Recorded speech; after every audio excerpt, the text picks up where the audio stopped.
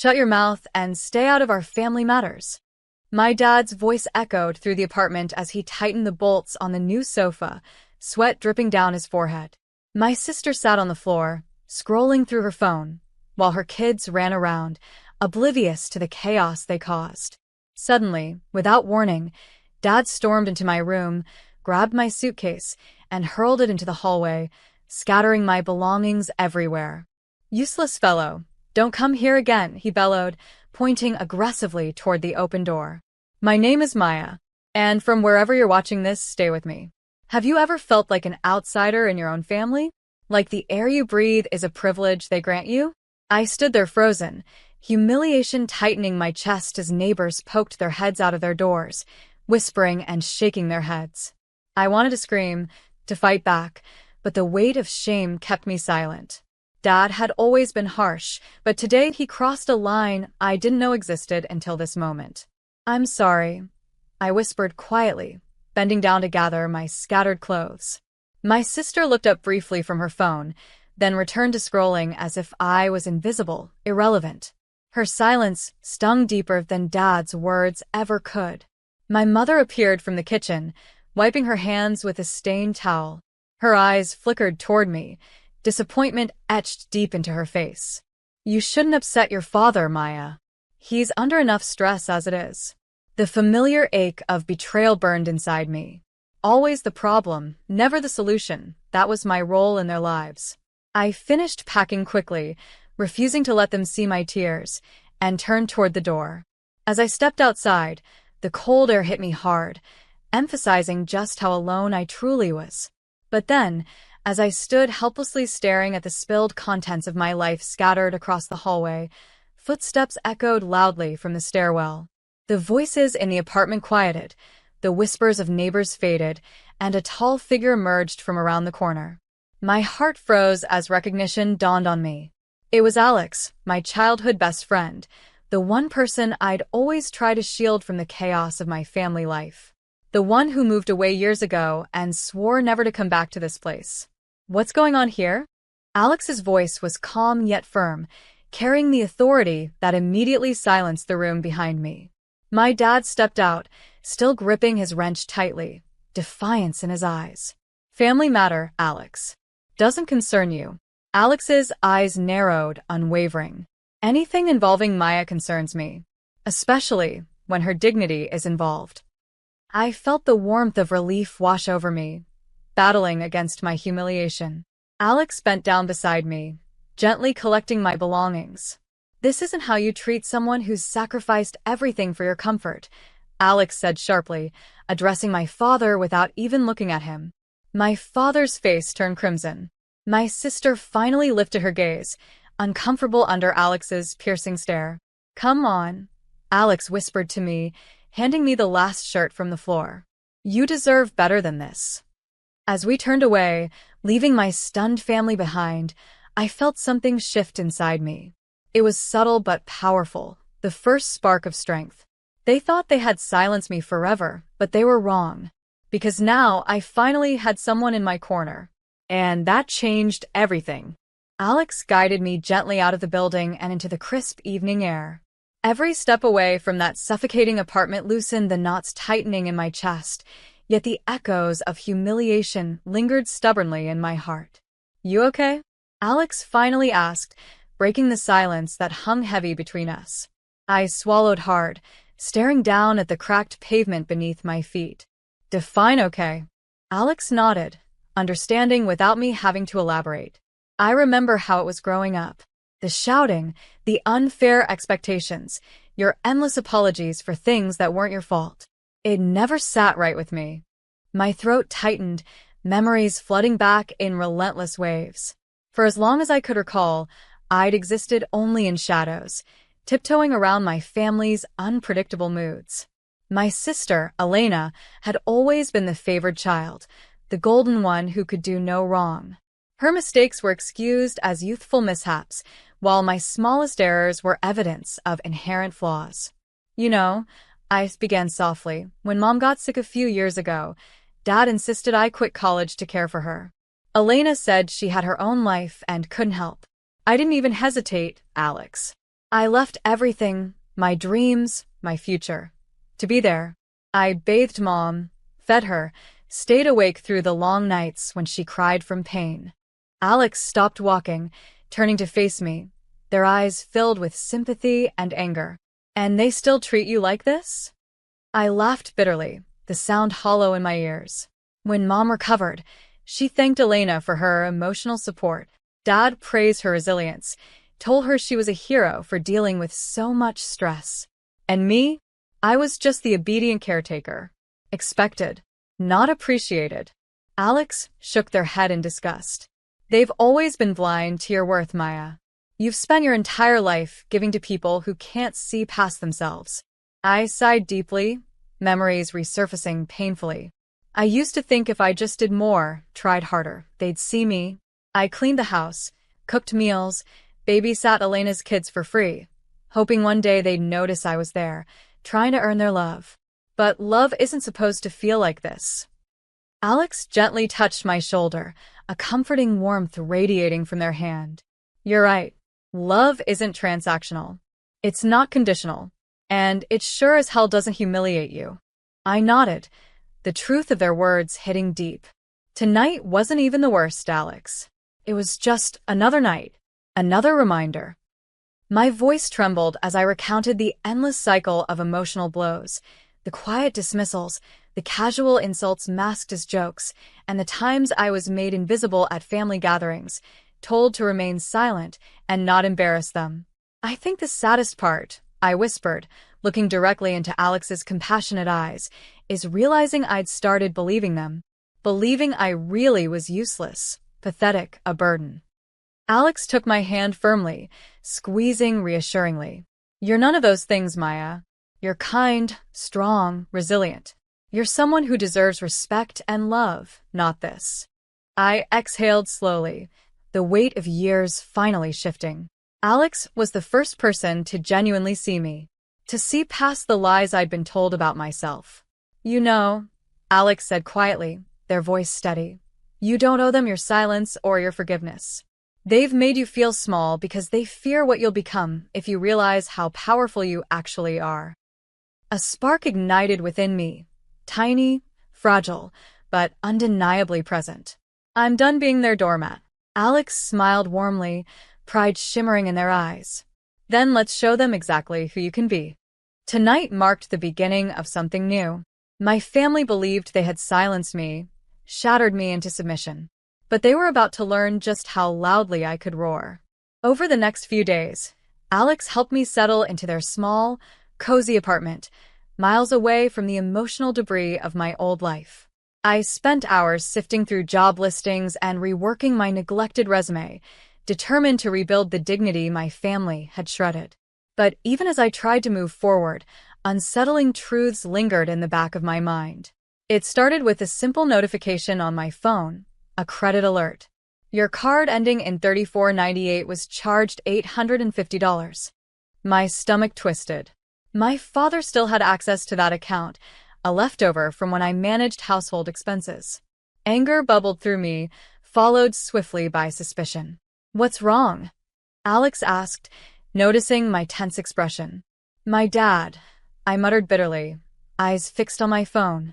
He just spent almost $1,000 on my credit card. Alex frowned deeply, concern flickering in their eyes. You still have joint accounts? I sighed, frustration seeping through my voice. I was stupid enough to believe they'd be responsible. I trusted they'd never abuse it. Another mistake. Alex leaned closer, their voice gentle but firm. Maya, you need to cut those ties immediately.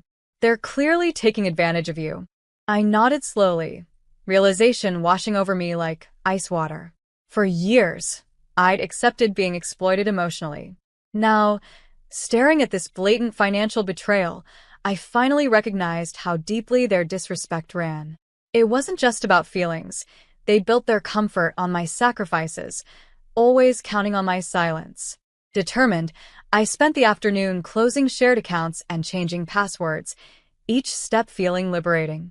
But as I secured my financial independence, deeper suspicions arose. Dad had always insisted our family was barely scraping by, yet He'd just purchased expensive furniture for Elena, using my money. I couldn't shake the sense there was more hidden beneath the surface. Late that night, sleep eluded me. Restless, I dug through old emails and documents I'd long ignored, hunting for anything suspicious. Within minutes, my pulse quickened. An unopened email from a bank I'd never used caught my eye. My hands trembled as I clicked it open. "Congratulations, Ms. Maya Reed. Your new joint account with Mr. Robert Reed has been successfully created. Current balance, $18,250. My breath stalled in disbelief. Dad had opened an account, using my name, my identity, my credit. He'd hidden money, likely siphoned from the family funds I'd managed, into an account I had no knowledge of. My heart pounded furiously as betrayal morphed into something darker, recognition.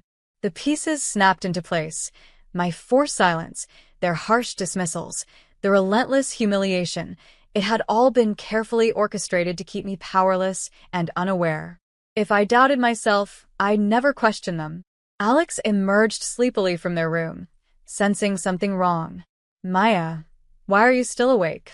Tears blurred my vision, but anger sharpened my voice. "They stole from me, Alex. More than money. They stole my trust, my dignity, my future." Alex crossed the room instantly, embracing me tightly as sobs shook my body. "They'll never hurt you again," they whispered fiercely. "We're going to expose everything." In that moment, clarity crystallized within me. My family thrived on deceit, manipulation, and my perpetual silence. They treated me as disposable, a means to their selfish ends. But no more. I wiped my tears, jaw tightening with newfound resolve. I'm going to dismantle every lie they've built. I'm taking back everything they've stolen. Alex nodded solemnly, eyes burning with determination matching mine. "I'll help you. We'll plan this carefully." They taught me silence. Now I would teach them accountability. My family was about to learn a lesson they'd never forget. Over the next few weeks, Alex and I meticulously crafted our plan. Every step had to be precise, subtle, and devastating, just as their betrayal had been. For the first time in my life, I channeled my pain into clarity, transforming my anger into cold, strategic resolve. The first step was clear: documentation. Late nights became our sanctuary, hunched over laptops, piecing together every hidden truth from the web of lies.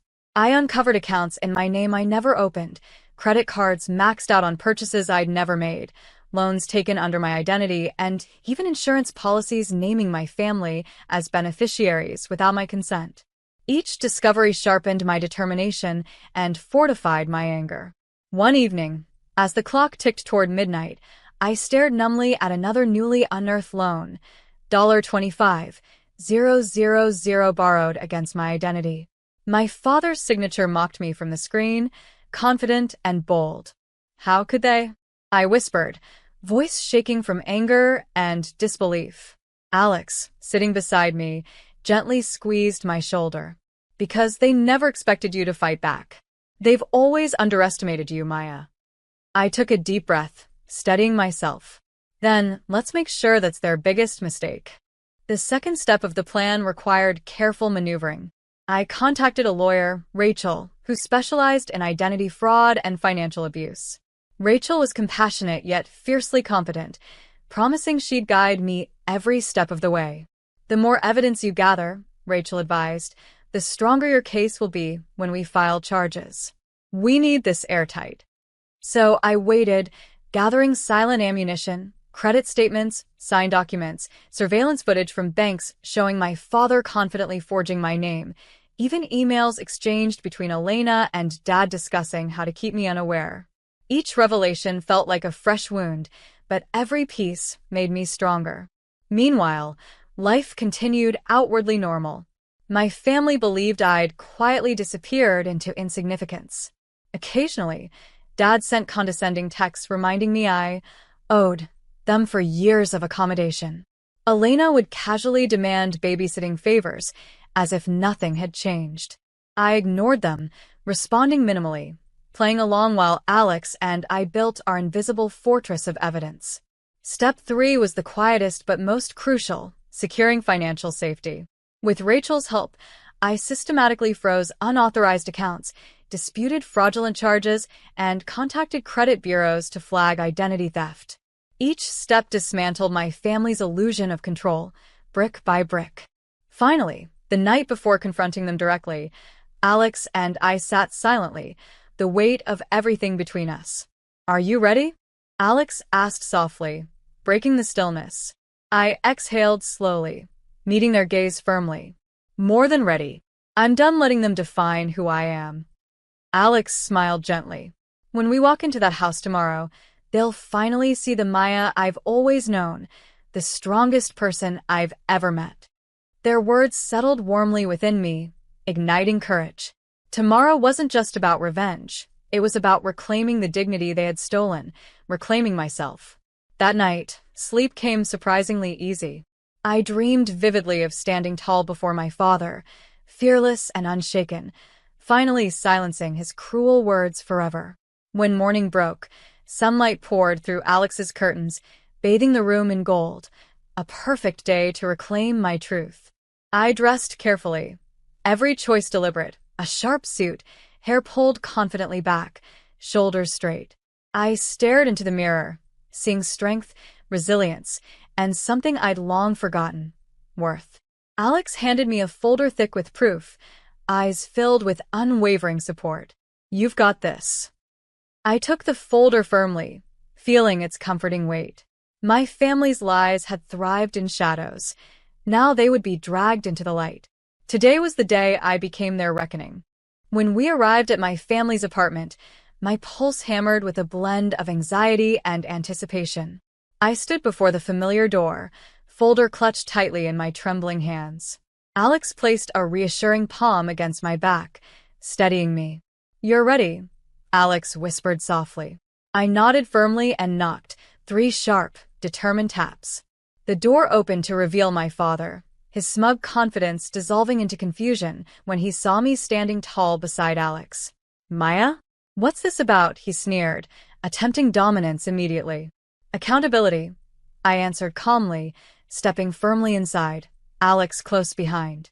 The living room fell into tense silence as my mother and Elena looked up from the sofa, their expressions shifting from surprise to mild irritation. Elena's kids paused their noisy play, sensing the heavy tension crackling through the air. "What do you think you're doing barging in like this?" Elena scoffed, her voice dripping with disdain. "Dad already told you, stay out." I ignored her venom, focusing solely on my father, my voice sharp but composed. "I'm here because you've crossed a line that even you can't erase."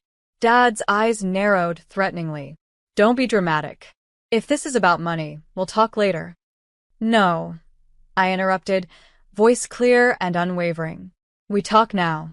Without waiting for his permission, I spread the folder open on the coffee table, revealing a meticulously compiled stack of evidence: credit statements, loan documents, forged signatures, every ugly truth laid bare in bold black ink.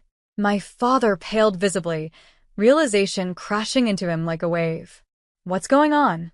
Mom whispered, suddenly afraid, eyes darting between Dad and me. "This," I pointed forcefully to the documents, "is every account you've opened in my name. Every loan you've illegally taken. Every piece of my identity you've stolen." Elena shifted uncomfortably, her bravado faltering. "Maya, this must be some misunderstanding." "No misunderstandings," I snapped sharply. "Just lies. And crimes." Dad clenched his jaw tightly, his eyes furious yet desperate. "You've misunderstood. These were just temporary solutions to family needs. You've always been so dramatic, Maya." I leaned forward, eyes blazing with strength I'd never known. "I quit school, worked tirelessly to support this family, sacrificed my dreams for your comfort. And you repaid me by stealing my identity? By humiliating me, making me feel worthless, and then daring to blame me?" Dad's face flushed crimson, his fists clenched as he realized he'd lost control. "Watch your tone," he hissed weakly. Alex stepped forward, voice calm yet piercing. "She doesn't owe you respect anymore. You've stolen enough from her." Dad glared at Alex, finally sensing his defeat. This is none of your business. Alex met his glare steadily. It became my business the moment you threw Maya out like trash. Mom's voice trembled. What are you planning to do, Maya? I straightened my spine. Every word deliberate. I'm pressing charges. Identity theft. Financial fraud. Emotional abuse documented by professionals. You'll face every consequence. Dad sank onto the sofa, visibly shaken. Elena paled beside him. You can't do this, he muttered weakly. I leaned closer, eyes locked onto his. You made me believe I was worthless. But I'm worth more than you ever imagined. You used my silence as your shield, but I won't stay silent anymore. Alex gently touched my shoulder, signaling it was time. I stood tall, facing the people who'd tried to erase me. You built your world on my back. But now it's collapsing, and you only have yourselves to blame. I turned confidently toward the door, leaving the broken silence behind me. Alex followed, closing the door firmly, a symbolic end to the past I'd left inside. As we stepped into the sunlight, a heavy weight lifted from my chest, replaced by strength and clarity. Finally, the tables had turned, and I was no longer the victim, but the victor. In the days following my confrontation, my family's world quickly unraveled. News of my father's fraud spread rapidly through our community. Neighbors who'd once turned their backs, whispering judgmental gossip at my humiliation, now gawked openly at the spectacle of his downfall. I watched from a distance, feeling no joy in their suffering, only a grim sense of justice. The evidence I'd gathered, meticulously reviewed by my lawyer Rachel, proved devastatingly conclusive. Investigators arrived swiftly, seizing paperwork, freezing accounts, and systematically dismantling the financial empire my father had built on stolen identities, mine included. Alex and I sat together one rainy afternoon, sipping coffee and quietly watching the news unfold on my laptop screen. Dad's face flashed across local news websites beneath harsh, condemning headlines. Local man faces charges of fraud and identity theft. Father arrested after daughter's shocking revelations. My heart twisted slightly, not in pity, but at the sheer magnitude of how far he'd fallen. I'd spent my entire life viewing him as untouchable, a powerful, controlling force I'd never dared defy. But seeing him now, handcuffed and humbled, I felt a strange emptiness where fear once lived. You okay? Alex asked softly, noticing my quiet reflection. I sighed deeply, nodding slowly. It's strange. I've dreamed of this moment, but now that it's here, all I feel is relief. Relief that he can't hurt me anymore. Alex gently squeezed my hand. You're finally free, Maya. He doesn't hold power over you now. Elena called me frantically that evening, her voice choked with panic. Maya, what have you done? They've frozen everything. My accounts, Mom's savings, everything. My kids. Elena, I interrupted calmly but firmly, my voice unwavering. Your kids deserve better than lies and theft. You knew what was happening and chose silence. But I'm your sister, she pleaded desperately. Yes, I answered quietly. And that's exactly why your betrayal hurt even more. She fell silent, finally comprehending the depth of her complicity. I didn't realize how bad. You never wanted to, I said, voice trembling slightly. You all made it so easy to ignore me. I hung up gently, feeling both sadness and closure. They'd ignored my cries for years, silenced my pain, mocked my attempts to matter. Now, when their comfortable lies crumbled, they desperately demanded empathy they'd never given me. My phone buzzed again. Mom this time, her voice broken, barely recognizable. Maya, please reconsider. We're losing everything. I swallowed hard, refusing to waver. You lost me first, Mom. You just didn't care enough to notice. I ended the call, heart aching yet oddly serene. Years of silent suffering had taught me strength. They'd intended to break me, yet ironically forged me into steel.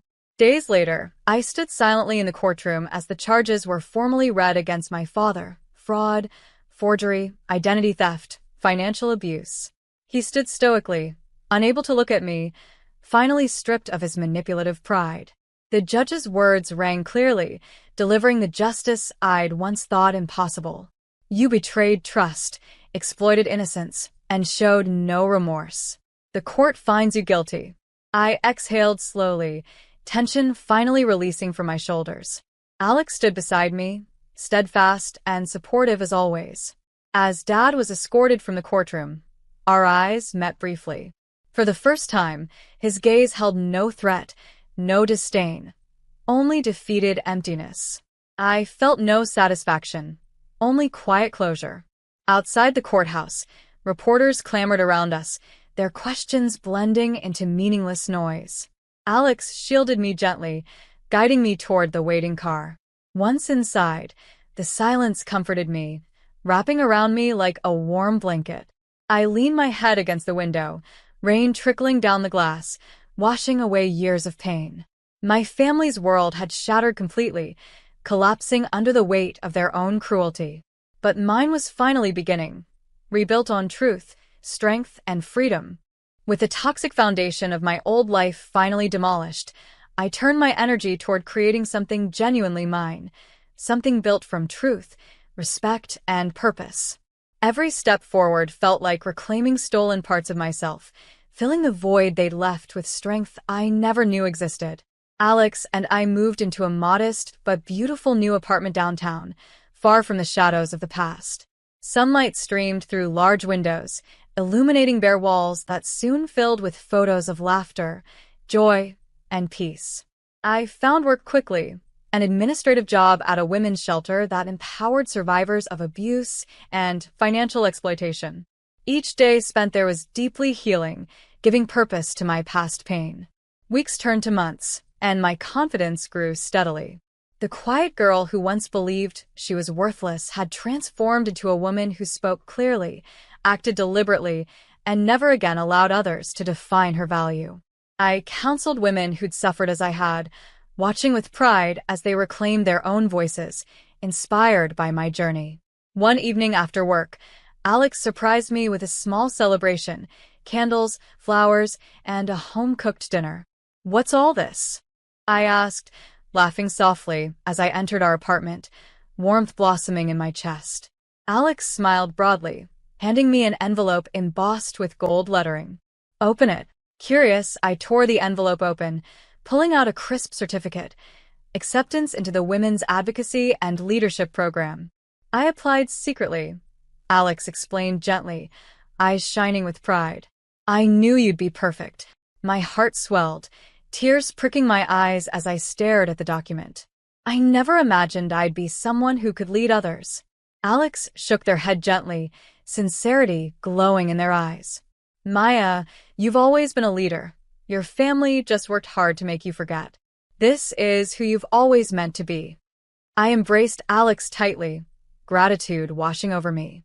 The program offered specialized training in advocacy, law, and public speaking, skills I'd once thought beyond my reach, now perfectly aligned with my newfound purpose.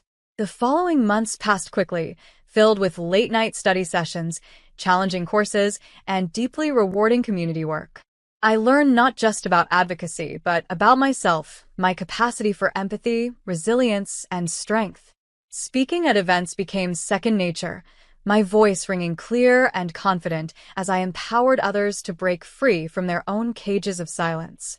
News of my success spread quietly but steadily. Unexpectedly, Elena reached out again, her voice subdued yet sincere. "Maya, I've been watching you," she began hesitantly. "Everything you're doing, it's inspiring." I paused, guarded yet curious. "Why call now, Elena?"